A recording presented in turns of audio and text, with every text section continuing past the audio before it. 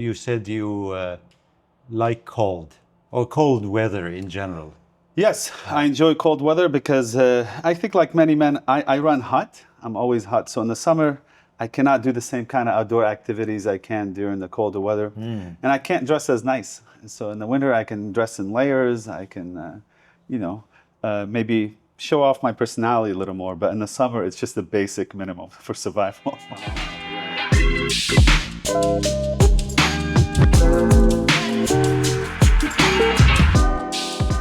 I often say that to most people here, they sometimes complain that it's too cold in the winter. And it's very short winter here, very short cold period. But to those who have lived in North America or grown up in Boston, Yeah. they recently had a major snowstorm there. This is like summer. No matter how cold it gets in Kurdistan, it's still warm to Europeans. Yeah, it's all about what you're used to. So when we immigrated from Lebanon to the Boston area when I was a boy, I mean, the first time I saw snow, it was so exotic and frankly a little shocking to see that much snow piled on at once, especially in the Boston area. They get these blizzards called nor'easters because of the wind patterns, and it just accumulates. It spins around and around and around, accumulates so much snow. So it was so exotic for me, but then you get used to it. For me, I love the Kurdistan region in the colder months because then I can go engage with the outdoors. You can go hiking, you can go spend time outside. The fact is, in the summer, unless you're a lot tougher than I am, you're not going to go hike up a mountain in the summer. And if you do, it's not going to be as enjoyable. Yeah. Whereas I think in the winter, if you're out there hiking in the Barzan area or Barwari Valley, or any one of the beautiful areas in the Zagros Mountains, you can really sit back and enjoy it. Yeah, no, that's true. I often think about it. Normally or naturally, creatures hibernate in the winter because there is no activity. Whereas in Kurdistan, in the Middle East in general, in Iraq, everything hibernates in the summer. I am the same way. There is no activity you could do in the summer. You can't get out in the sun. It's too hot. You are anchored, you're tethered to the one machine, the air conditioner. Yeah. That becomes the center of your life. So it's like the flip side of North America. So in the winter, deep winter, in places, Canada, northern US, people don't do much. They're in survival mode. Here it's the flip of that. Yeah. Here the deep winter is the summer. Yeah. You're just basically indoors, limited time outdoors. Whereas in the winter, late fall, early spring, you can really go out there and enjoy the nature, especially in the spring. But unfortunately, spring in Kurdistan is a short-term relationship. It comes and it goes very swiftly, very quickly. Exactly. Especially in Erbil, people here say that Erbil has two seasons, and that is winter and summer, because the spring is very short. And now here in this area, we are a little southwest of Erbil. It's warmer than north of Erbil. Yes. So we have a mini spring. You might have seen it on the way here. Everything is green. So it gets greener faster and it gets dry faster as well. Springtime in Kurdistan is a short-term relationship. Summertime is a marriage. It's a long-term relationship. But actually, summers are not very long. But it's so extremely hot, you feel like it's going on forever. Whereas if you calculate the days, the summer is not longer than any other season. It's the heat that makes you think it's endless. I mean, it runs into, you think it would end in September. It keeps going into October. And so... So you have, I saw recently, very recently, are you on a horseback somewhere in the mountains? Yes. I went to Shoman. A friend of mine, Omar, he runs a company called Travel Visit Iraqi Kurdistan. He organizes tours and outdoors activities for locals and guests, foreigners alike. So I've been wanting to visit Shoman for a long time. I've been in that area. I've visited around Soran in the surrounding regions, but he invited me there, and I was there for about 3 days. We did some hiking and, of course, horseback riding. This is something I enjoy immensely. I've ridden horses throughout Central Asia and in parts of Europe, and, of course, it was very nice to do so here in Iraqi Kurdistan, a region that means so much to me over the last 15 years. That's amazing. Because I always thought mules are better suited for mountains. You have done that. Are they good in the mountains, horses here? Mules are, of course, more sure-footed, as far as I know. I'm no expert on that kind of stuff, but they are more sure-footed. But I wanted the adventure, and if you want adventure, you All ride a of you horse. were on horses, or Yes, and some walked? because a horse can go faster,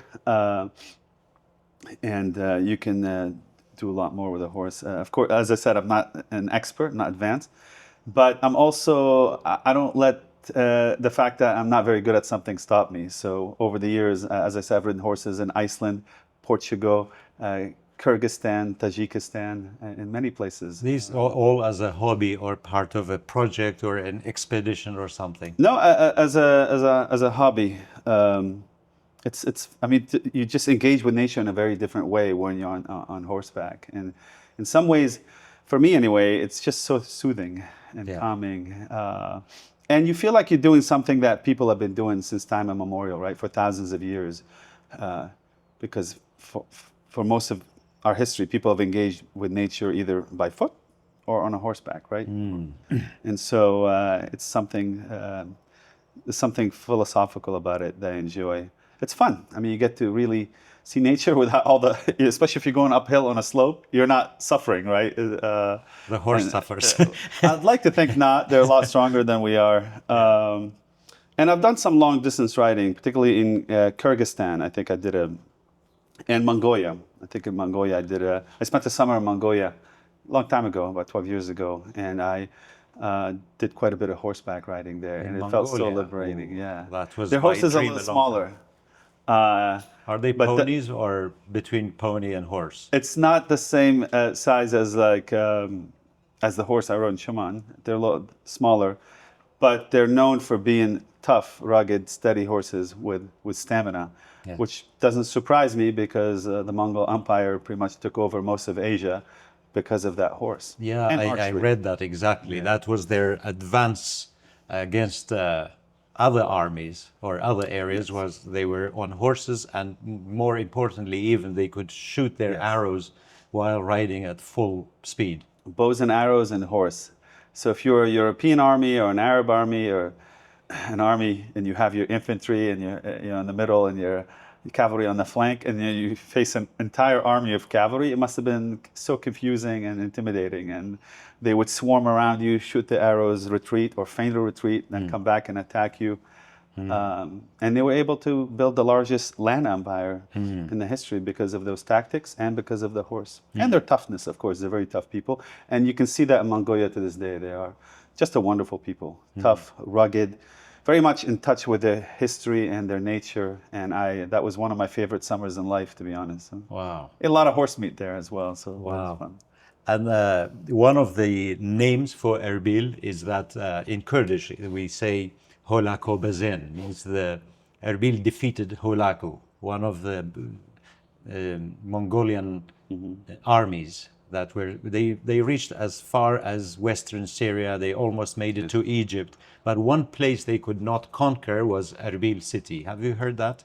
I've not, but That's a nickname of doesn't Erbil. surprise me. If there's one group of people that could probably stand up to the Mongols, it would be the Kurdish people of the mountains, right? And as the saying goes, no friends but the mountains. So I'm sure the Mongolian horsemen probably struggled making progress in the mountains. Cavalry works very good on flat land in That's the plains. true, You can maneuver around your enemy, you can flank him, you can feign a retreat.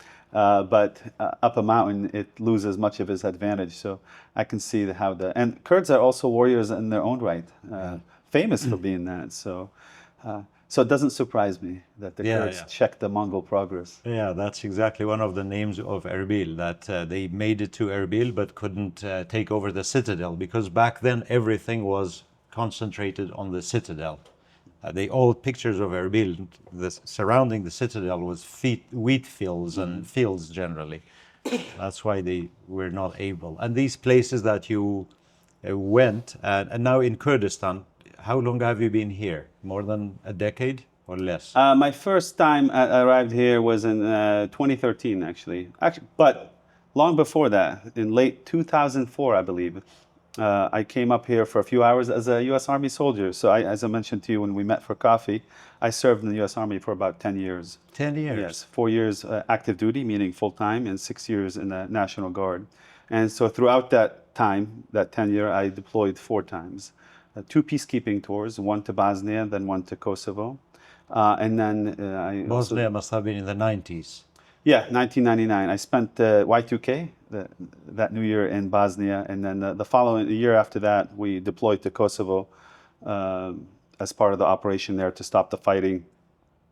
And then with the National Guard, I deployed to Iraq and finally Afghanistan. So I spent nearly a year in Iraq in a place called LSA Anaconda, which is basically a logistics hub just north of a major base, just north of Baghdad. I think in the fall, a few months after we arrived, we were tasked with a mission to escort ROK troops, Republic of Korea soldiers, from the south all the way to the area of operations, a place called Erbil, surrounded by people called Kurds. And that was all new to us. I remember when we were going to get before you go on any mission, you get like an intelligence report, a briefing, what you're getting yourself into. Cultural orientation, probably. Well, it's also directly before the mission, so you're getting the latest intelligence. And this was a major operation for us because oftentimes we conducted patrols or monitored main or alternative supply routes, secondary supply routes in the Baghdad region. But now we were tasked with escorting these soldiers from the Baghdad area all the way up to a place called Erbil, and that was probably the first time I heard that name. It was 2004, maybe? Late 2004. It was I remember, yeah. The Koreans were involved in the international coalition in Iraq, but they were doing more schools, protecting certain areas. They were not as active as the American army. Because I also embedded with the American army in 2003, 4, 5, 6. In certain areas, mostly Iraq, the Americans were more active in battle than the Danish army, for example, or well, of course, when you're involved in that kind of coalition, all the pieces, all the components are important. But the U.S. Army has the most capacity, the most numbers, is a U.S.-led operation, it has the most technology. So, of course, naturally, they saw some of the most vicious fighting. But yeah, I remember vividly when we arrived in the sort of the outskirts of Iraqi Kurdistan. We've been there many months, and your eyes kind of got used to just this sort of tan color everywhere, right? And the flatness of the place. And then you get to what we learned is Iraqi Kurdistan, that region, and suddenly you started seeing topography. And it really, the juxtaposition was so memorable to me because for a while, for again many months at that point, we'd only seen flat land. So we saw the mountains, and then we passed through a checkpoint, and there was an American soldier at that checkpoint, and he told us we can tell the gunners to come down. And that was the first time in my entire experience in the war in Iraq where the gunner came down from the turret and just relaxed, and we were escorted by Peshmerga soldiers all the way into Erbil. And I recall as we're weaving our way through what was a town back then, not a major city that's globalized like it is now. People, and I have the photos. Families in their car would give us thumbs up, would honk their horns. So it was a very different reception than we were used to in other parts of this country. And then we got to their base, and I recall they were all wearing masks. I guess maybe they knew all the way back then COVID is coming. I'm not sure, but. Yeah, we escorted them to their camp.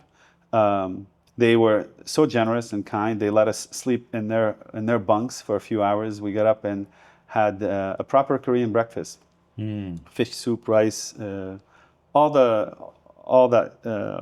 different types of Korean food. And for some of my colleagues, it was the first time. For me, because growing up in the Boston area, I've had Korean food before, but for some of my colleagues, my fellow soldiers, it was the first time they had Korean food. So imagine, you're an American soldier, and the first time you have Korean food? And not in Korea. Is in Erbil. It's in Erbil, wow. On a military deployment.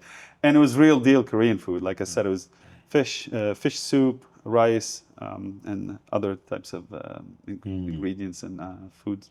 So that's the case that so many Americans, they got to know Kurdistan through the army, generals, soldiers, in different capacities, for example. They got to know Kurdistan, they kept coming back. You are one of those, I Yes, think. yes. Not one American soldier died under Kurdish protection. I mean, that's an incredible statistic if you think about it. When it was extremely violent in the Yes, south of and Iraq. I was here 1 year, so I can't speak to the whole war, but from what I've talked to other friends of mine who deployed after me, for a while, soldiers would come on like short passes, 2-3 day pass, just to get away from the intensity of the fighting down there. They'd come out to places like the Hook. Um, so the military and military, or the security relationship between the people of Iraqi Kurdistan and the U.S. military is long, is deep. It's it's built in war. Yeah. It's fighting shoulder to shoulder against a common enemy. That's frankly the enemy of all Iraq, not just the Americans. So a lot of soldiers, a lot of U.S. government officials, a lot of generals, as you noted, have deep affection for the people Yeah. of Kurdistan. The kind of affection that's built in war. Yeah. It doesn't get any stronger. But I would also say now, over the last decade, the relationship between the people of this region, America, is going beyond security cooperation. It's based on common values, kind of a shared orientation. The people of this region are they're fairly Western oriented. They care deeply about the United States, which is not uniform across the entire Middle East. Yeah. So from just the kind of work I've been engaged in the last 12, 13 years, I've seen it for myself that this relationship is transcending security cooperation and becoming cultural, people to people. And you can see it in all kinds of ways. I remember when I first came here and started living here in 2013, if you wanted coffee, the options were just one, I think, kind of coffee. You had this Mahmoud 3-in-1, Instant, 2-in-1, Mahmoud 4-in-1. I always wondered, like, how many things in one can Mr. Mahmoud put? So like Mahmoud 5-in-1, 6-in-1. So that was your option for coffee, Yeah. Mahmoud. Now, where we met in Boulevard, one of the more luxurious places in Erbil, just have rows and rows of coffee shops, and you can get all the types of coffee you want from all around the world, different, ways of making it. And so that's all happened just in the last 13 years. And I think that, to me, is a reflection of how quickly, how rapidly the region has matured, how quickly it's globalized, and the depth of its relationship with the West, particularly the United States. Yeah, and that's my argument as well. When you give people a chance, they can prosper. Instead of repressions and bombings and killings and subordination, these countries in the region where other minorities live, Kurds, Assyrians, whoever they may be, instead of trying to kill them and suppress them and erase them, basically, give them a chance. It's better for everyone. This idea of centralized rule, control, dictatorship has only brought disaster to the Middle East. The Kurds are an amazing example. We were given a chance in 1991, and then you were talking about American-Kurdish relations. It goes back to those days, especially in the military sense. Now it has expanded into other areas. And then in 2003, after the removal of Saddam's regime, Kurdistan has prospered and progressed, advanced even more so. So there should be a lesson, I think, to every ruler in the world, especially in the Middle East. Enough with this control and centralization and tanks and airplanes. Give people a chance. They will stay with you even in a better way than trying to kill them all the time. You cannot delete identity. The Kurds are a nation without a country, but they are a nation nonetheless, and that's not going to go away ever. I don't see it going away. It's a very large nation, 40 million people, that spans multiple countries, not just the four major ones. I've met Kurds in Armenia. There's Kurds in Kazakhstan. There's Kurds in Georgia. And it comes with all the complexities of any nation. It doesn't have one language, right? Yeah. Just like any large nation, you have multiple languages, multiple religions, sects, multiple divisions. You have urban Kurds, you have rural Kurds. So it's a complicated nation, like all nations, but it's one that exists. It's not going away. Yeah. And so you cannot delete people's identity. And so any kind of governance system in the region, not just in Iraq, by the way, Syria, my motherland of Lebanon, has to accommodate all those different identities. Yeah. And I saw recently an interview with on Al Jazeera Al Jazeera English during the events in Syrian Kurdistan known as Rojava. And the host was saying to the Kurdish analyst, Hiwa Osman is his name, the head of 964 Media, she was saying, but Kurds do not have one language, using this as an excuse for all the calamities they have brought on the Kurdish people. And he gave the right answer. He said, it is dialects. We all speak Kurdish, but then we have Kurmanji and Sorani and some other dialects. It's all one people, one language, one land, one everything. You can't use these things, but you Kurds are divided. Every nation in the world is divided. Look at America now. Yes. It has never been more divided than now. So there is no... That's true. You can't use these things against the people. You don't have one language, or you don't have access to the sea. You don't deserve to have your own country or your own place. I think it's wonderful that the Kurdish nation has many languages. Again, it's a reflection of its complexities, its contradictions, its richness, its wealth of culture.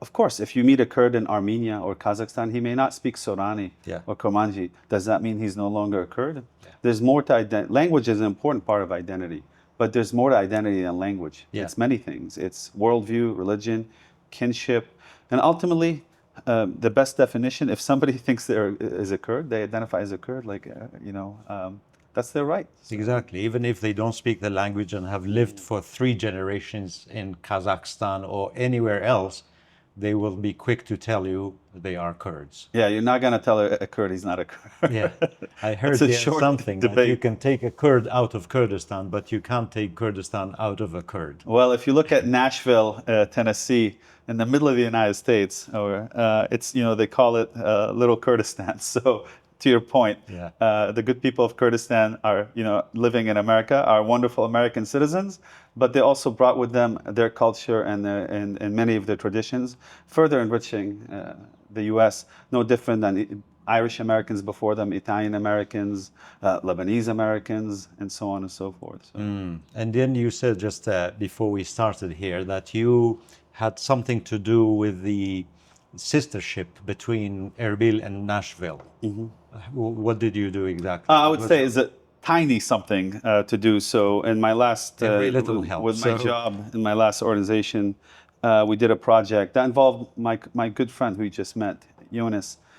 So we did a project where we, in support of this initiative that before it was approved, the Sister City initiative between Erbil and Nashville, we organized and funded an exhibition for Jonas to show his photos, which focus on Kurdish history and culture in Nashville, as a way of, in a very vivid terms, showing the local officials what Kurdish culture is all about. So we put our weight behind that initiative. But of course, it was the numerous organizations, including the KRG, and the good people of Nashville, and many NGOs played the leading role. But I was very proud to play a small, but for me, a meaningful role in that process. Do you know how it works usually when 2 cities become sister cities? Like what happens next? Is it just a name, or they will have exchange of different fields and expertise, for example, architecture? I have limited knowledge, I'll be upfront with that, but from what I've seen and during that project, I did some basic research. It's case by case. So I know, for example, Denver and Dushanbe, the capital of Tajikistan, are sister cities. And there's a Dushanbe tea house in Denver.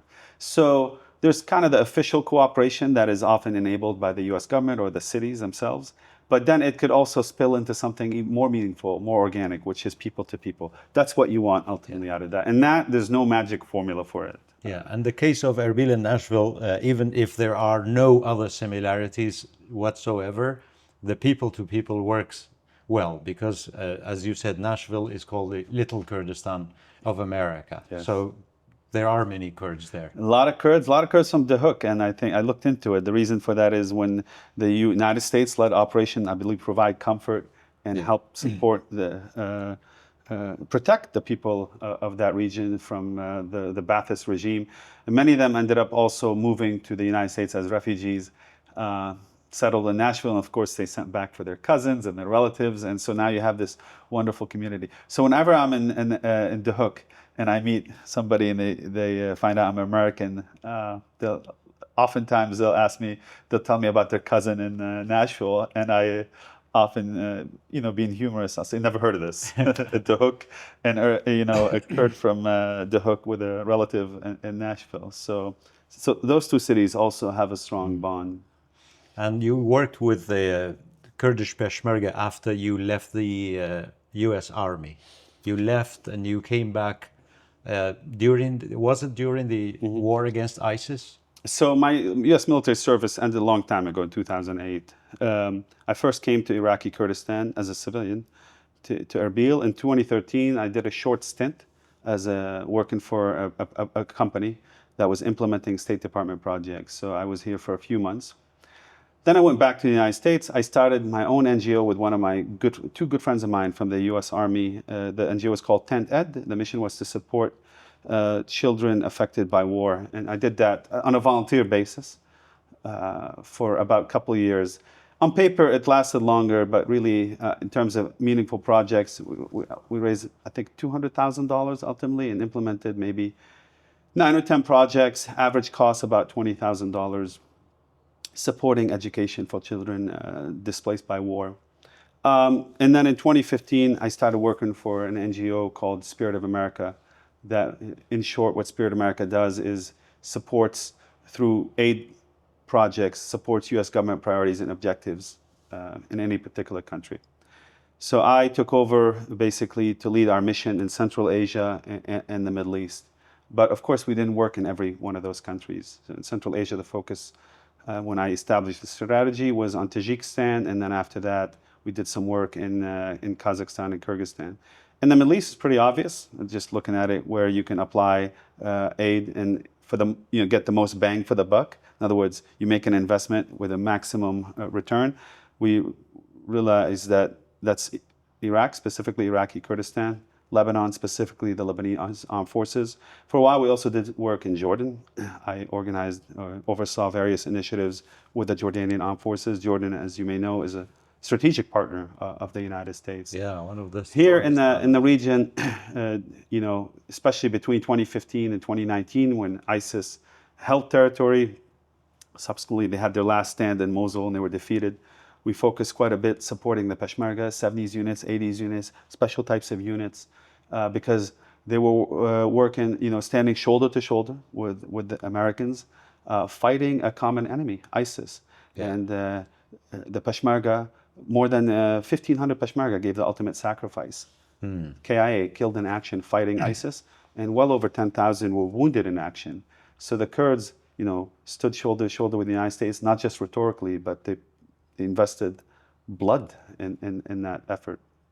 So my job was to find ways to support them. And throughout my 10 years with Spirit America, my last job, we oversaw more than 50 projects, the majority of them supporting Peshmerga with field equipment units. Or training or what? I remember there was a program called Equip and Train back then. It was during the Obama administration. Equip and something else. Train advisor, sure. Yeah. So those are U.S. government-funded programs. So that's what you did with the different units of Peshmerga. But those are funded and implemented by the U.S. government. Spirit America is an NGO. But we would do that, of course, at a much smaller scale. When the U.S. government is equipping another force, we're talking millions, hundreds of millions, in some cases billions. In our case, it was more surgical. So it's about getting the right equipment, the right support to the right unit as fast as possible. And oftentimes, now going on 2 decades of doing this kind of work, speed, in many cases, not all, is more important than scale. So if you can get something where it needs to get to the right people, as fast as possible, you can oftentimes make more of an impact than waiting 6 months and deliver 5 times as much aid. So for the first, like I said, between 2015 and well into 2018, 2019, we supported various units, primarily 70s and 80s, units that were taking the fight to ISIS. Following that, when ISIS was territorially defeated here in Iraq, we focused on supporting the Mopa Ministry of Peshmerga Affairs. They are the institutional body that is that guards and defends Iraqi Kurdistan. So we invested in them as well. So throughout that experience, I developed a fair amount of knowledge of the Peshmerga, and more importantly, I guess for me, a lot of good friendships that I still maintain to this very day. Yeah, and that's I argue for the case of to those who are against U.S. intervention in other countries. If they are correct in many situations or cases, I think when it comes to other people like the Kurds, for example, and there are others in the world, I'm sure, the U.S. must intervene. As you said, we are allies or partners, and then you see them fighting a violent group or something. That's when intervention is needed. And you have a powerful army, you have all the expertise and all the equipment. Give some to your allies or your partners on the ground. But there are some cases you may not have to intervene, or it's not a good idea. But in the case of Kurdistan, I think that's when the US should step in, which has had in the past. With great power comes great responsibility. The U.S. is a great power, and it cannot shrink from its global responsibilities. Yeah. If it doesn't secure, maritime trade routes, if it doesn't secure maritime choke points, global trade probably would come to a halt. No other country can do it, and maybe some of those that can do it, I'm not sure I'd want to live in a global order dominated by some of the rivals or competitors of the United States. I say that both as an American and a Lebanese. And so it's not about, whether the U.S. should intervene or not. It's how to do it smartly. You know? So I served in Iraq, and I'm the first to say the U.S. the United States government invaded this country under false pretenses. There was no chemical weapons. There was no WMDs. Saddam Hussein's regime was not involved in 9/11. And so, even though I served here proudly as an American soldier, we came here under false pretenses. But at the same time, it wasn't all bad. I mean, this is the thing about the Middle East. Nothing is black and white. So you can, there are people who say we should have never invaded. It was all bad. That's not true. There are about 5 to 6 million exceptions to that. They're called the people of Iraqi Kurdistan, who, because of that invasion, were able to secure a constitution. And they were able to sort of cement and codify their freedom. And now the KRG has, I think, well over a dozen consulates from around the world that have representatives there. In other words, it has credibility, legitimacy. And so, it's very complicated to be black and white in the Middle East. So even though it was done under false pretenses, many good things have come out of it. And even if you look at the Iraqi government, it's maturing. The institutions are settling. They're growing. They're becoming normal, right? So now you have these elections. They're messy. They're chaotic. It's hard for me to even make sense of them. You have parties and you have frameworks and you have lists. But ultimately, whoever's the winner, people accept it. And there's a lot of messy, chaotic negotiations. But that's part and parcel of democracy, especially one that is young and maturing. That's true, yeah. I remember during the bloody days of Iraq, even though Iraq, all of its history has been bloody, unfortunately, but during the sectarian violence, I was going on public speakings in the United States and Canada, and often the audience were critics of the US invasion. And my argument was always go and ask the people of Iraq. You can't sit thousands of miles away and say it was wrong. Even, let's say it was wrong, but ask the majority of Iraqis. As you said, Kurds were all for the removal of Saddam Hussein. Shiites in the south who had suffered years of oppression also were for it. So to judge and evaluate these actions, you better ask the locals, not sit somewhere in London or Washington and discard it all. In the United States and back home, politics and ideology are so heavy. In fact, they seem to me the only way people can kind of see the world through. And because of that, it colors the analysis more than it should. So sure, you can be a liberal, you can be a conservative. But at some point, you just got to follow the facts. So as I said, I'm the first to say the invasion happened under false pretenses. But because I was involved in it, I was here for a year. And I've been coming here and practically living here on occasion since 2013. And now I live here. Erbil is my home. You cannot deny that many good things, positive things have come out of that intervention. But I think with Americans, fellow Americans, they often see things through the ideological lens, and that colors it, and not just color it, it shapes their conclusion, Yeah. sometimes in ways that are far from the reality of things. So if you say, I'm a liberal, I'm anti-war, all war is bad, well, that world doesn't operate in black and white. You can't tell me all war is bad. World War II, not bad, right? Even this war, you may think it's bad, but it had some good consequences. Yeah, when it happens, you better make the most of it in a good way. I have been to more than 70 countries in my life. I've worked in many, especially throughout the Middle East, Central Asia. And one thing I have seen through conversations, work I've done, oftentimes people want U.S. military to be in their country, regardless of what they have to say in public. A lot of officials, a lot of people in charge of the security of their nations and their countries, even if they can't say it publicly, welcome U.S. support, U.S. help, because they know it brings stability, it brings deterrence from some of their larger enemies, it supports trade, it has many positive effects. My motherland, Lebanon, there are some small contingent of U.S. Army, U.S. military special operations advisors there. And they are there on an official basis, welcomed by the sovereign government of Lebanon. And they play a very important role in the security architecture of Lebanon and supporting the Lebanese armed forces, which is the backbone of that one. It's the backbone of Lebanon. It's the one institution that all Lebanese agree on and support. Yeah. No, I mean, otherwise very fractured country. That's very true. Every small country really needs the backing and support of a bigger power. So then you make your choice, whether it's the United States or some other countries. Otherwise, I know there are sentiments against, they call it hegemony of the US or the US involvement.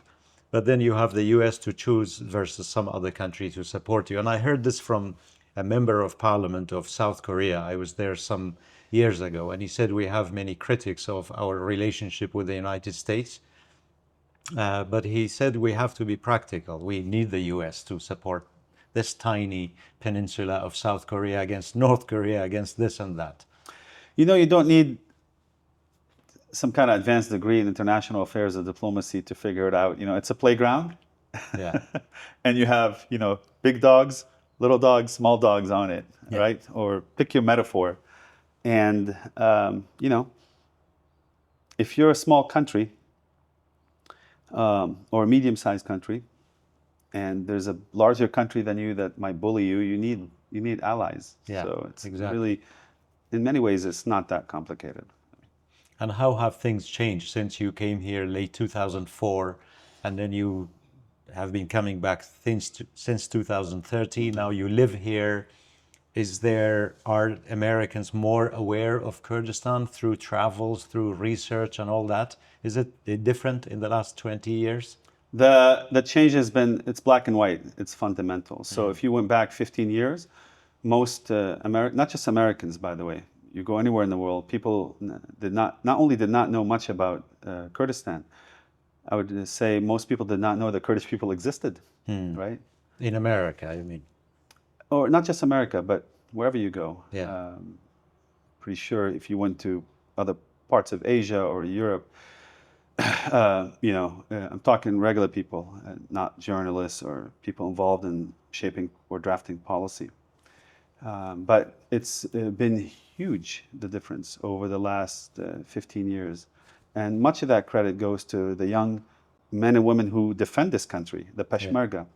By virtue of their sacrifice, their heroic and fighting against ISIS, and in handing, in many cases, ISIS its first defeats. ISIS was spreading like wildfire, right, across the region. The first time they were defeated in a major way was in Kobani, and that was because of the Syrian Kurds, right? Yeah. And then here, working side by side with the Americans, the Peshmerga, as well as Iraqi units. But speaking about the Peshmerga, they sacrificed and they held the line, and they also checked the progress of ISIS and ultimately helped turn things around and defeat it.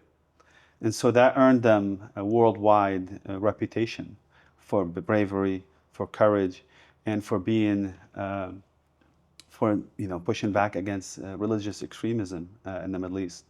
So a lot more Americans now know about the Kurds because of the sacrifice and the heroism of the Peshmerga. But as I mentioned already before, the relationship is transcending security cooperation. So Yeah, more and that's more true. Americans now are becoming familiar with Kurdish culture, with Kurdish cuisine, with Kurdish traditional attire. And part of that is also a reflection of the maturity of the government here, of the people here, in being able to communicate and convey and share the culture with the rest of the world. Yeah. So now is a lot, you see that in social media. There's a lot more channels, platforms, yours included, that try to share Kurdish culture and history with the world. It's not just about Peshmerga anymore. It's Yes. about our relationship with the terrain, with the mountains. It's about our culinary traditions. Yeah. It's about our clothing. It's about our land, our love for pomegranates and halabja or apples in Barwari Bala Valley. Yeah. So that is certainly, I think, added depth and color to people's knowledge of the Kurds. So they went from not knowing anything about them to knowing about their military fighting prowess to now having a pretty good understanding of who they are as a people and all the complexities. And of course, if you're like me and you've lived here and you worked here, especially in the security space, so you know about the Kurds of Syria, the Kurds of Iraq, Yeah. the Kurds of Turkey and Iran. And as I told you, I've met Kurds in all manner of places around the world. I once met a Kurd in Iceland, by the way. A native of Iceland? Yeah, or he's you from live Sulaymaniyah. Wow, he lived there. Yes, I was backpacking around Iceland. I spent 15 days. I drove around the island. I rented a car. I would drive, and then whenever I was tired, I would just find an Airbnb and go sleep. And I was in a small fishing village in northern Iceland. So Iceland's already pretty remote. Yeah. I was in a remote part of Iceland, far from its capital. And I was walking around this village center, and I see a couple of men sitting down, chatting in a very lively way, which is Icelandic people are not very animated when they talk. So I looked at those two, and I immediately went to Arabic. I'm like, where are you from? And one of them is a young man who is originally from Basra.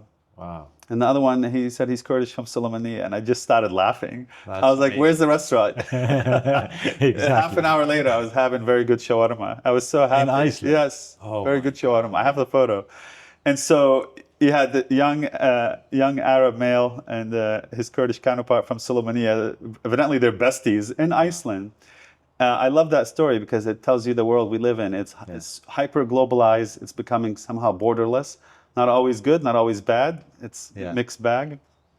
And that was, I was just chuckling. I'm like, man, I go to Sully all the time. Wow. And I was updating him on Sully, by the way. Well, he must have also felt good to meet someone in Iceland on this remote island who have been to Kurdistan and Yes, other who Kurds. can describe a proper Sully breakfast to him. So yes. I like that point a lot because the reputation of Kurds should transcend or go beyond the idea that they are good fighters. That's what once Trump said when he met our president some years ago. He said, they are good fighters.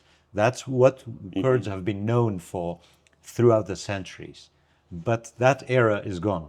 We may be good fighters, but there is more to the Kurds than just fighting. There is culture, history, art, writing, poetry, in the environment, agriculture, basically. One of the oldest agricultural villages in the world is in Kurdistan, or was in Kurdistan.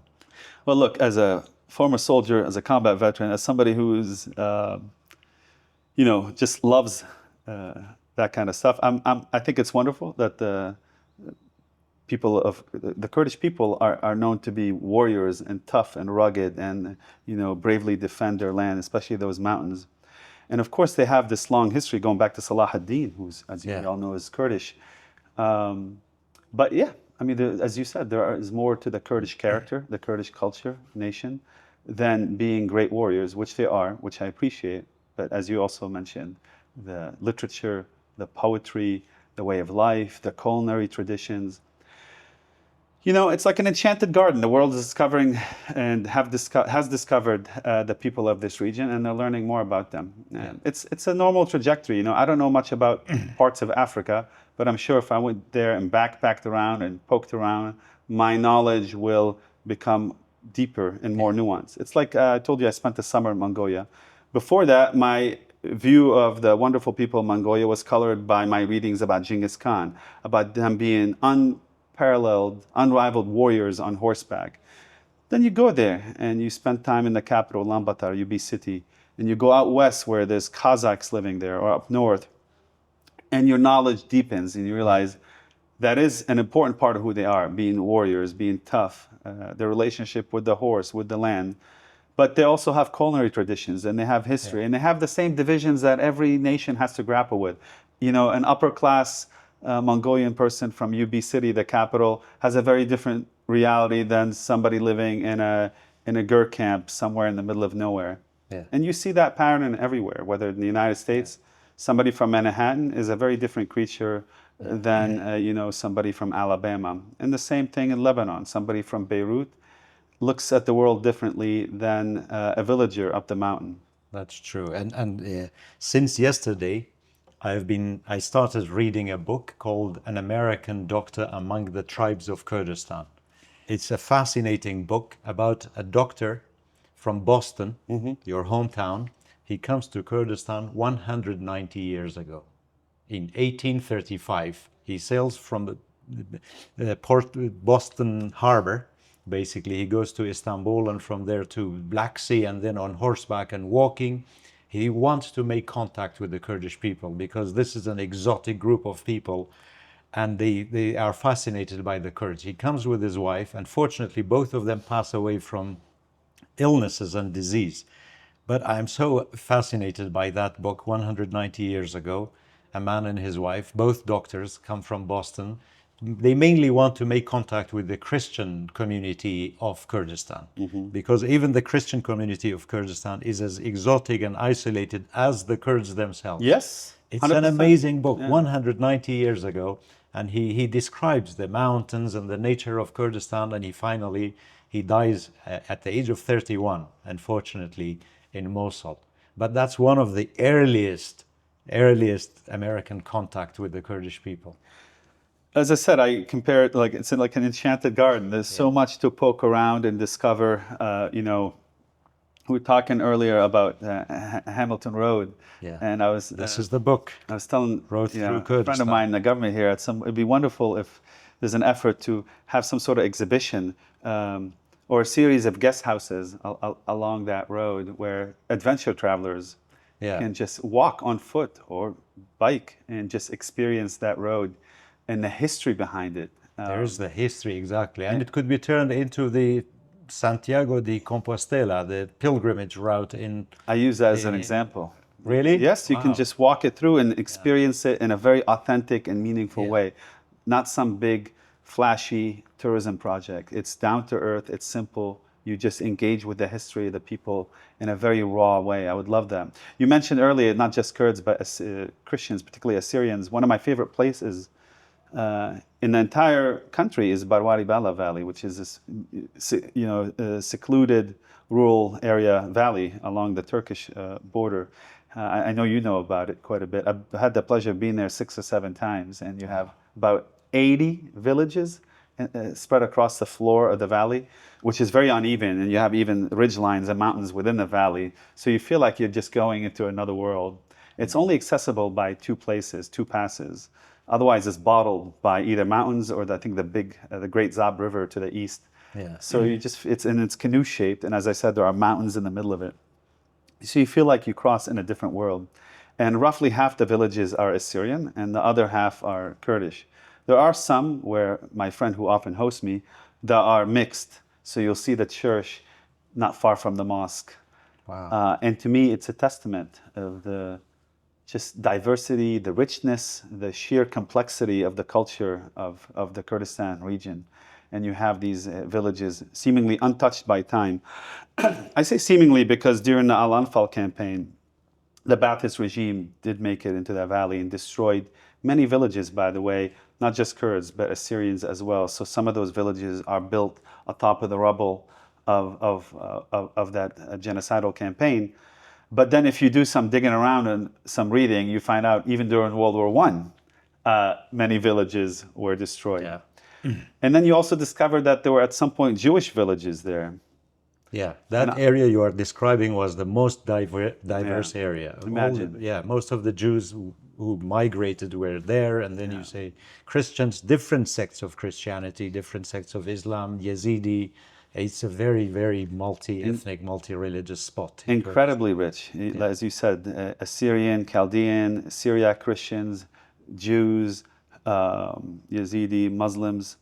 I'd love to go back in time to see what's like. To see Now these it's people known live. for the best apples. Barwari Bala is our apple capital, basically. I was at the Apple Festival there late last year, and I can attest to that. I've had their apples many times over the years.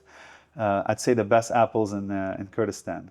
Really? And do you know that when I was growing up, I don't think it's the case now, but the common culture was the Sewi Lubnan in Kurdish, Lebanese apples. That was the best apples that people dreamed of or wanted to have. And you are originally from Lebanon. Is that true? Do they have good apples in Lebanon? Well, I'm proud of and I feel very lucky I was born in Lebanon because it's just such a wonderful place. Despite all the issues and the complexities and the war and the conflict, I think it makes people who are unusually resilient, tough, worldly, adaptable. So of course I have to say yes. And I've had apples all over Lebanon. Typically they grow at the higher elevation. Apples don't grow on the coast. That's where in Lebanon you have your oranges and your bananas. And now they're big on avocado. It used to be bananas when I was a boy in the south. But avocados are, you can sell them for a higher price. So they're, they're replacing bananas from what I've been told. But when you go up to the higher elevation, it's apples, and they are just perfect in my view. They're crispy, not too sweet. In some cases, I think in Kasserwan, a friend of mine, I was at his house and he served me one. I was joking, it looked like a small basketball. So there are different types of apples, of course, but Lebanese apples are known across the region. That's true, yeah, I remember that. And now you are mainly working you are the country director, let's say, for Amideast. Mm-hmm. Can you tell us about Amideast? We spoke in brief about it, that you create educational partnerships within Kurdistan with the foreign universities and educational institutions. Sure. So I've been the country director with Amideast here in Iraq and Iraqi Kurdistan since for the last 5-6 months, since August. And if I had to distill it down, what we do, it's educational partnership. So we work with local institutions, local organizations to deliver educational initiatives to help empower, enable, particularly young people. Some of our work is funded by the generosity of U.S. taxpayers, so funded by U.S. grants from the U.S. Embassy, and therefore we implement these projects on their behalf. Projects such as a Fulbright Scholarship Program, Access English Program, which is an English program, after-school English program for young people. We implement that in 3 places in the region, in Zako, Halabja, and Erbil. And then we also have other partnerships, particularly with Catholic University in Erbil, CUE, in Ankawa, that is funded by grants from the U.S. government. That is one part of our work. The other part is, as I mentioned already, we organize various types of educational initiatives, workforce development initiatives that help empower, enable workforces and young people throughout the region. It's work that is consistent with my values. Ultimately, the most important thing is to ask yourself, or when somebody's giving you an idea, is why are you doing this? Why am I doing this? And I remember when I was a young soldier, many, many years and many, many kilos or pounds ago, when I was serving here in Iraq, I would think, yes, it's important for the United States to have a strong military and be unapologetically strong and powerful. I'm on board with that. At the same time, it's also important for the rest of the world to see more than just our soldiers or our men and women in uniform, to engage with our civil society, with our culture. Because then you can move away past these simplistic, reductionist stereotypes that people have of America and Americans, and these simplistic views of behind the United States foreign policy. Because then when you engage with Americans, Yeah. whether through civil society or tourism, you realize the kind of people There are they 350 million people. Yes, so and it's not very just hard a to, military. because all my life, I told you, I have relatives in Lebanon. I spent a lot of time there, and all my life running around the Middle East, people say, "Oh, America's doing this for the oil," Yeah. or "America's doing this because of this or that." Yeah. And I wish it was that simple. By the way, I wish it was Yeah. just like this one variable that explains all of it, right? Yeah, But often they have good intentions. They may not work out well, but all the American intentions are not negative and bad. no, oftentimes they are good. It's usually the application. Yeah. I'll give you the best explanation of U.S. foreign policy has come from a really close friend of mine. He's a colonel in the Lebanese army. We've known each other 8 years. So it started through work, where I was doing some work to support this special operations regiment that he was in. And then over the years, we've become very close friends. And to this day, I remember we were sitting in his office. By the way, he's a special operations officer, and he's gone to the U.S. several times for U.S. military education. So he's a very sophisticated guy. Yeah, and he's also seen quite a bit of combat. And he explained it to me as such. American foreign policy. America is basically a cop. It's going through the neighborhood, and it's, look through the window, and there's a guy beating his wife violently. And they think, America will think, wow, we need to stop that. So they rush in the house, break down the door, go in there, grab the guy, manhandle him, and, Free the wife. and just now it's a fight, and they're just trying to arrest this guy, and suddenly feel something on the back hitting you, and you turn around, it's the wife. And I just love that, because that's true. It's sometimes as I said, sometimes the intentions, like coming into Iraq, I'm the first to say it was done under false pretenses. But oftentimes the intentions are good, but there's a lack of context. There's a lack of cultural knowledge, deep cultural knowledge, none of that superficial stuff that oftentimes gets the U.S. In trouble. And I saw that, again, as a young soldier when we were here, where even high-level officials did not really understand the full meaning, the full depth of differences, worldviews between Shia and Sunni. I remember one time someone compared it to sports teams, rivalry, Yankees, Red Sox, and I just laughed into myself. No, Habibi, it's not. It's a lot deeper than that, and it's a matter of respect. You have to be mindful and aware of the differences. And it's not just unique to Islam or Middle East people. I mean, if you go back and read your history, Europe had the 30-year war, where like a significant fraction of its population was killed in vicious fighting between Catholics and Protestants. And education helps that. What you do now, education, student exchanges, and all that, people going to the US to study, American researchers and students coming here, it really helps cement the relationship, or people in Kurdistan and other countries to get to know each other. In this case, America. It's very helpful. A student going there and coming back comes back with a different mindset. Education and exposure. Exposure is very important, because without exposure, you can be very educated. Lebanon, my motherland, a very educated place, but I will meet fellow Lebanese who are maybe not exposed to the US, and they have these very basic, rudimentary, far from reality stereotypes about Americans and how they do things. And it's because they lack exposure. That is changing now because of social media, because of the ubiquity of just media in general. I have a lot of friends in Lebanon or Tajikistan or Kyrgyzstan that watch like Friends and all these major American TV shows. They go to sleep every night with the Netflix still running, right? So that's exposure. Now, of course, the danger of that is America is not Netflix. It's not social media. It's a lot more complicated than that. That's one slice of the country. So that oftentimes colors the stereotypes. But in general, when you're exposed to something, you develop a more detailed, nuanced, sophisticated understanding of it. It works both ways. So a lot of times Middle East people, again, I've worked and lived all over the region. I mean the Middle East, not just Iraqi Kurdistan. They may have simplistic views of Americans, and it's the other way around. So a lot of Americans, especially before 9/11. I mean, I remember when we immigrated there, there's a movie that came out with Arnold Schwarzenegger. I don't remember of it. But like they had this terrorist character, and I was like, and he like Not just correct. it was just. I'm trying to remember the name of it. Anyways, and this guy just acted like a cartoon character. Yeah. And I think that's not the Middle East I know. Not at That's all. not. Exactly. There's not a terrorist behind every rock. There's not a hardcore religious person in every house.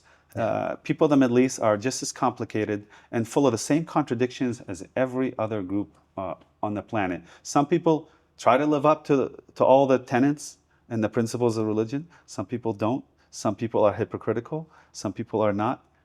That's the case in everywhere you go around the world. So it's through that exposure when you come here and live here and realize there's some things we have in common between East and West, and there's some things that are different. You can't say they're completely the same. Yeah. That's reductionist, it's lazy thinking, and it's disrespectful of the differences in culture and the culture.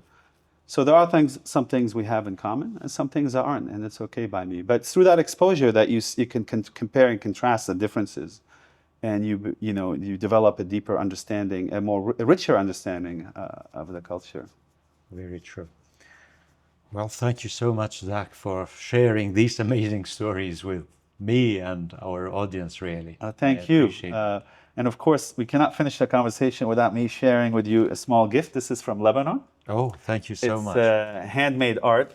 Whenever I'm in Lebanon, Shall I like open to, it here? Please. I like to go exploring my motherland, and whenever I see a store or a shop selling things made in Lebanon, I try to give them my business. You can move that aside. Oh.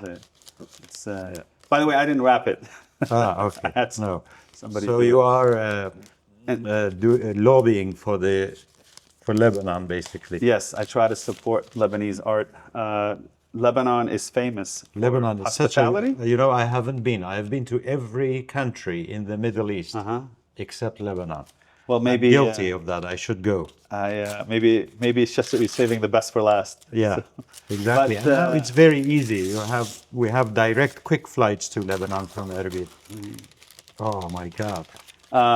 This is made by a Lebanese artist, and so I love to share my motherland with the world whenever I can. So this is incredible. I think his name should be on the back or in the front. So. And of course, this is very famous in Lebanon, the red tile roofs of the stone homes. Yeah. This goes back. That's incredible. Forever. And Yes. it must be in the mountains, I guess, or everywhere in And Lebanon. for me, sometimes you see some of these homes along the coast, but where you see them in great concentration is in the hamlets and the villages that dot Mount Lebanon and the high grounds of Lebanon. So, and it's where I feel very happy and tranquil when I'm exploring the villages, we call them daya, and the mountains of Lebanon, whether on foot or just getting lost in a car and wandering in a village or a monastery or some orchard, apple orchard, or of course olives. So, and these are actually the kind of things you miss when you live abroad. In America, let's say, when I lived there or in some other places, often you do not miss the whole country. I wouldn't miss Kurdistan, but I would miss a specific tree in Halabja. Slices of it. That I grew up seeing that tree on a mountain all the time. I would miss, as you said, a house like this. That's amazing, and I will definitely hang it here somewhere. I'm glad, I'm happy. There are two Thank you so much. big things that Lebanese and Kurds have in common. One, it's a deep and abiding connection to the land. Yeah. In the case of many Lebanese, the mountains there, and of course we know how the good people of Kurdistan feel about mountains, and its resilience. Both of our nations have unfortunately known a war for far too long, and therefore we've developed a sense of resilience and toughness and grit and adaptability. That's why you can take a Kurd out of the hook, throw him in Nashville, eventually he or she will thrive. And of course, Lebanese people are an integral part of American history, and I'm proud to be a Lebanese and an American, and I'm also proud to share the culture. Yeah, and, I slowly appreciate you having becoming me over. Kurdish. Thank you so much, and welcome again.